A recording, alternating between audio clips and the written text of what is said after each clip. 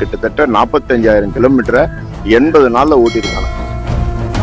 பாகிஸ்தான் பார்டர்ல பார்மர் என்ற இடத்துல ரெக்கவர் பண்ணி நேத்து தான் இங்க வந்து சென்னை வந்து சேர்ந்தது. இது வரைக்கும் அவன் 150 வண்டி திருடி இருக்கான் சார். வண்டி ஃபுல்லா டேமேஜ் பண்ணிட்டாங்க. இது பண்ணி உடைச்சு தான் கையில கொடுத்து வச்சுக்கிறாங்க. சார் திருடுற வண்டி எதுக்கு என்ன பண்ண போறான்? திருடுற வண்டி திருட்டு வேலைக்கு தான் யூஸ் பண்ண போறான். இப்போ ஹை எண்ட் வண்டி தான் வந்து அவனுக்கு வந்து எல்லா வேலைக்கும் யூஸ் ஆகுது.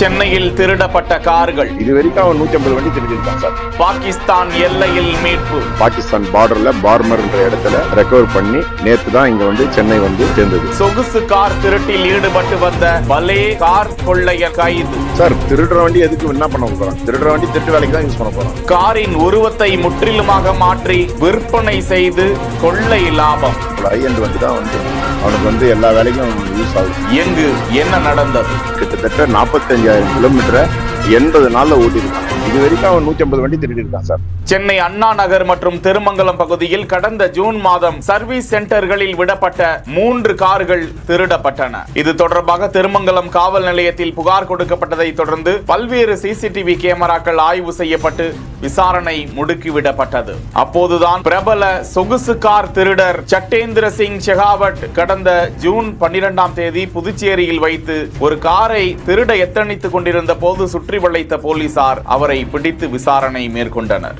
இவர் இந்தியா முழுவதும் நூற்றுக்கணக்கான கார்களை கொள்ளையடித்ததாக, அவர் மீதும் திருடு போனதாக பல்வேறு புகார்களும் வழக்குகளும் பதிவாகி இவர் தேடப்பட்டு வரும் குற்றவாளி என்பதும் தெரிய வந்தது. சுமார் 20 வருடங்களுக்கு மேலாக சொகுசு கார் திருட்டு சம்பவத்தில் இவர் ஈடுபட்டு வருகிறாராம்.